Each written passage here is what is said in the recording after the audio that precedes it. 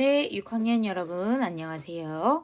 오늘은 지난 시간에 이어서 지난 시간에 여러분들이 정했던 주장을 가지고 생각을 글로 쓰는 과정을 같이 해보도록 할게요.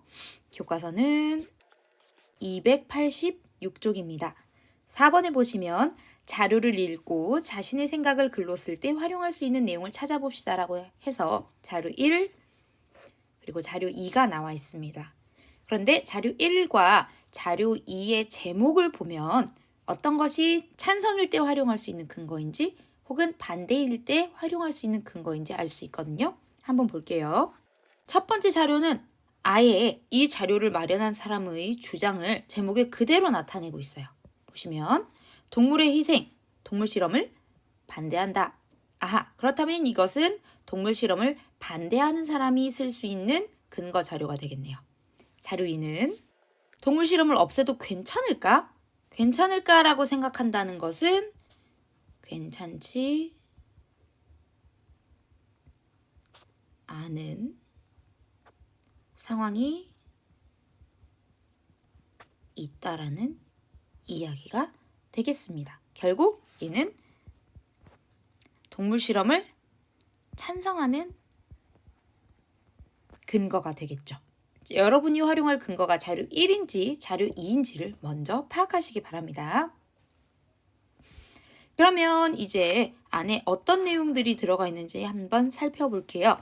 자료 이름 문단이 3개가 나와 있습니다. 근거가 3가지 정도 나와 있을 것 같은 느낌이네요. 한번 읽어보겠습니다. 의약품 따위를 만드는 실험으로 전 세계에서 해마다 약 6억 마리의 동물이 희생되고 있다.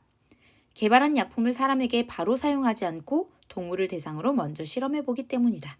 두 번째는 동물 실험이 어떤 내용인지가 나와 있고 첫 번째 문장이 중심 문장일 것 같죠?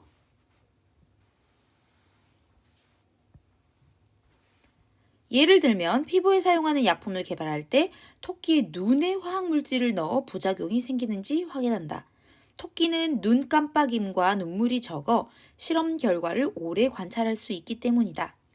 눈에 화학물질이 들어간 토끼는 눈에서 피가 나기도 하고 심한 경우 눈이 멀기도 한다.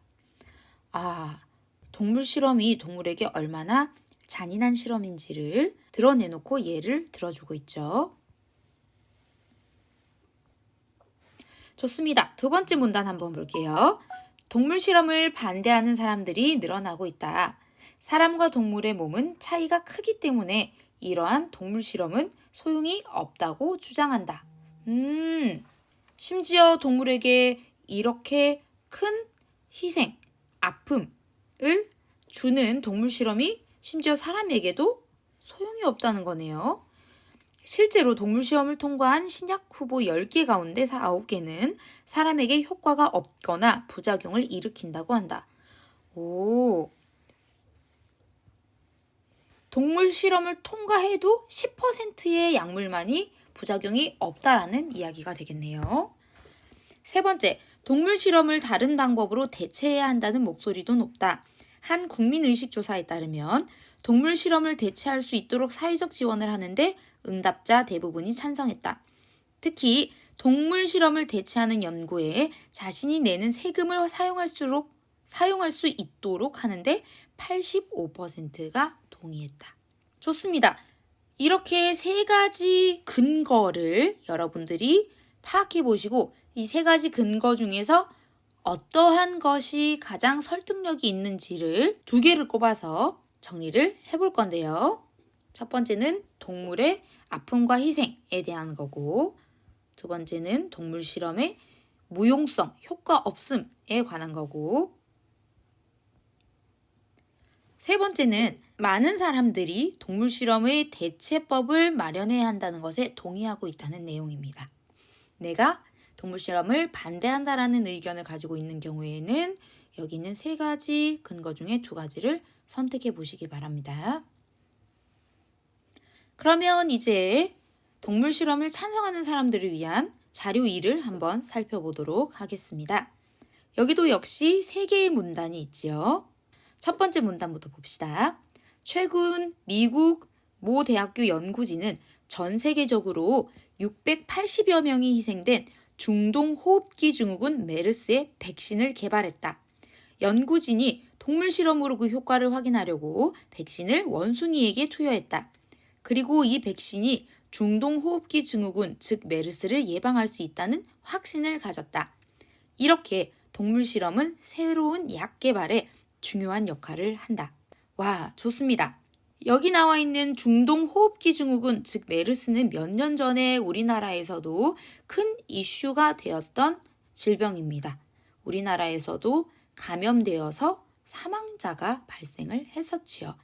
그리고 이것에 대한 백신을 개발하는데 동물 실험이 아주 중요한 역할을 한다라는 내용이 되겠습니다. 두 번째 문단입니다. 동물 실험도 하지 않고 개발한 약을 사람들에게 사용하면 부작용이 발생할 수 있다. 1937년에 한 제약회사에서 술파니라미드라는 약을 새롭게 개발했다. 그런데 동물 실험을 거치지 않고 사람들에게 이 약을 판매했다. 그 결과 이 약을 복용한 많은 사람이 부작용으로 사망하는 불행한 일이 일어났다. 아하, 동물 실험도 하지 않고 개발한 약을 사람들에게 사용하면 부작용이 발생할 수 있다는 내용이 두 번째가 되겠네요. 마지막 근거입니다. 일부 사람들은 동물 실험을 당장 다른 방법으로 대체해야 한다고 주장한다. 이것은 뭐예요? 그렇죠. 선생님이 토론에 있어서 첫 번째 제시할 근거를 마련하는 것도 중요하지만 상대방의 근거를 예상해서 그것에 반박하는 준비를 하는 것도 중요하다고 이야기를 했지요. 분명히 내가 동물 실험 없애면 안 된다고 얘기하면 다른 방법을 쓰면 되잖아 라고 주장하는 사람이 있을 거야 라는 얘기죠. 그러나 대체 방법을 개발하는 데는 6년 이상의 시간과 약 400억 원 이상의 비용이 필요하다. 이처럼 오랜 개발 기간과 막대한 비용 때문에 빠른 시일 안에 동물 실험을 대체하기는 어렵다. 동물 실험을 대체하는 방법을 개발하는데 시간과 비용이 많이 드니까 대체할 방법이 나오기 전에는 동물 실험을 사용을 해야만 한다라는 주장이 되겠네요. 좋습니다. 여기서도 세 가지 근거를 한번 정리해 보자면 첫 번째는 신약 개발을 하는데 동물 실험이 반드시 필요하기 때문에 동물 실험은 필요하다라는 근거가 되겠고요. 두 번째는 신약 개발을 해놓고 동물 실험을 하지 않으면 많은 사람들에게 큰 부작용이 발생할 수 있다. 이게 두 번째 근거가 되겠고 마지막은 동물 실험을 다른 방법으로 대체하면 된다고는 하는데 대체하기까지는 많은 시간과 많은 돈이 드므로 새로운 대체 방법이 개발되기 전까지는 동물 실험을 해야 한다라는 근거가 되겠습니다. 자, 그러면 마음의 선택을 하셨나요? 그렇다면 이제 그것을 바탕으로 우리가 개요를 작성해 보도록 합시다. 네, 보시나요? 5번입니다. 5번은 이제 쓸 내용을 정리하는 건데요. 우리는 어떤 글을 쓰죠? 논설문을 씁니다. 그쵸? 논설문에는 서론, 본론, 결론 부분이 있습니다. 서론 부분에서는 문제 상황, 주장, 본론 부분에서는 근거와 뒷받침 자료, 마지막 부분에서는 정리 및 한 번 더 주장 이렇게 들어가게 되지요. 그래서 우리가 반드시 정리해야 될 세 가지는 첫 번째 주장, 두 번째 근거, 세 번째 뒷받침 자료가 되겠습니다. 묶어보자면 여기서부터 여기까지는 서론. 우리 뭘 더 넣어야 돼요? 그쵸? 문제, 상황을 넣어야 합니다. 그 다음에 근거 1, 근거 2, 근거 3 얘는 본론이 되겠죠. 그 다음에 여기는 나와 있지 않지만 본론이 완성이 되면 근거 1, 근거 2와 다시 한번 주장을 합쳐서 세 번째 결론을 써야 하죠. 그래서 오늘 우리가 이렇게 약식으로 개요를 만들어 놓고 그 다음에 글을 써보도록 합시다. 일단 주장은 두 가지예요. 찬성이냐 반대냐. 선생님은 자료 1을 사용하는 방법을 보여드리고 싶어서 일단 주장은 동물 실험에 반대하는 것으로 합니다.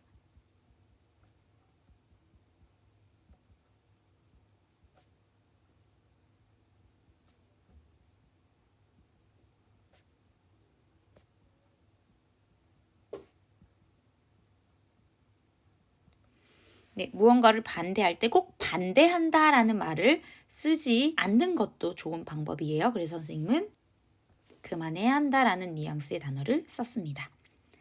우리 아까 근거 3가지 뭐였는지 기억나요? 근거 첫 번째, 두 번째, 세 번째. 뭐였죠? 근거 1번은 동물의 아픔과 희생입니다. 그쵸? 그 다음에 두 번째가 효용성이고 세 번째가 대체에 대해서 많은 사람들이 동의하고 있다 입니다. 이 중에서 선생님은 1번과 2번 근거를 사용하려고 합니다. 그러면 먼저 근거들을 정리를 해볼게요. 첫 번째 근거는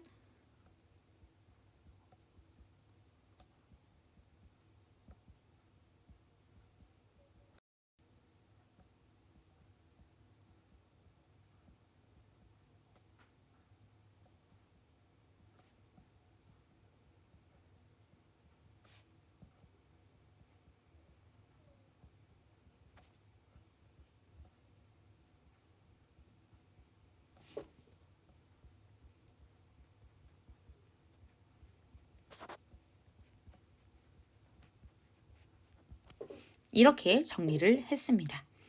뒷받침 자료로는 근거 밑에 실험 예시가 있었습니다. 어떤 거였죠?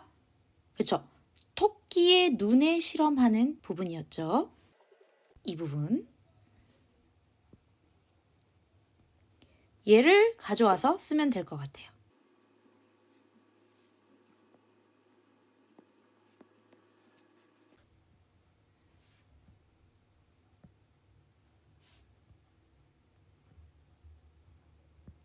이렇게 정리를 하면 될 것 같습니다. 그 다음에 근거 2를 봅시다. 근거 2는 뭐였죠?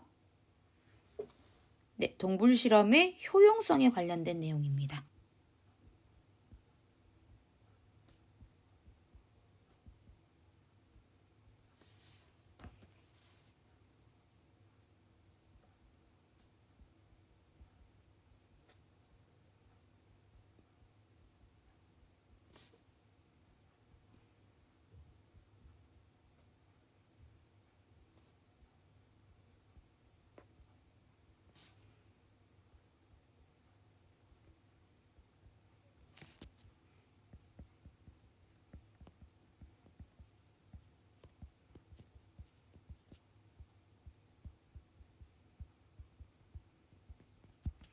동물 실험을 통과했다고 해서 인간에게 무조건 안전한 것은 아니다. 오히려 10개 중에 9개는 인간에게 해를 끼칠 수 있었다 라고 이야기를 하고 있죠.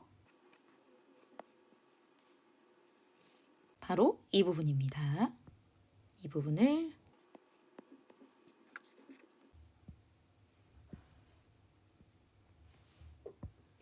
부분을 이렇게 그대로 가져와서 정리를 하시면 되겠네요. 여러분들도 여러분들의 의견에 따라서 정리를 해보시기 바랍니다. 선생님처럼 근거 첫 번째, 두 번째를 쓸 수도 있지만 세 번째를 포함해서 근거를 쓸 수도 있고 근거를 표현하는 방법에 대해서도 선생님처럼 표현하지 않을 수 있겠죠.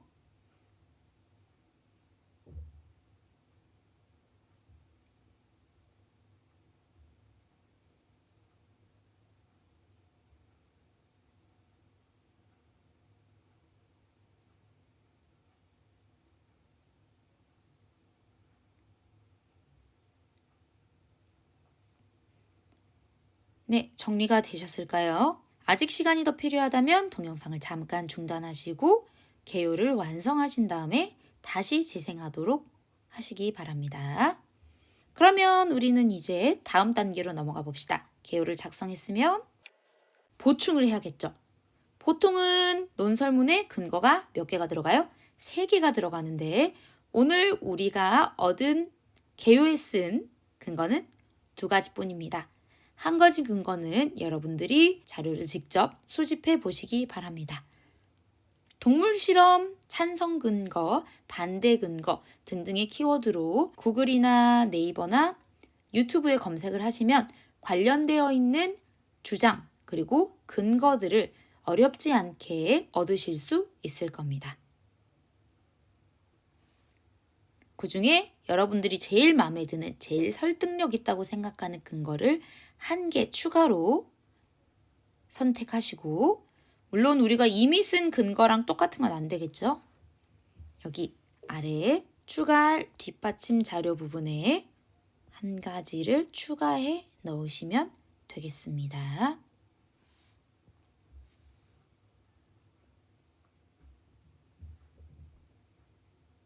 네, 정리가 되셨다면 이제 드디어 자신의 생각을 글로 써보셔야 되겠죠. 여기서 여러분들이 다시 한번 주의해야 될 점은 논설문의 구조입니다. 서론, 본론,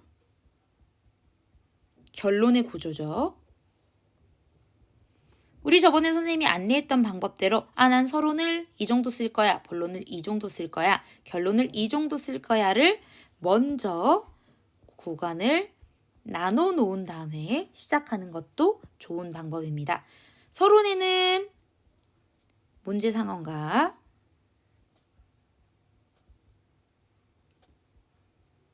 주장이 표현이 되어야 되고요.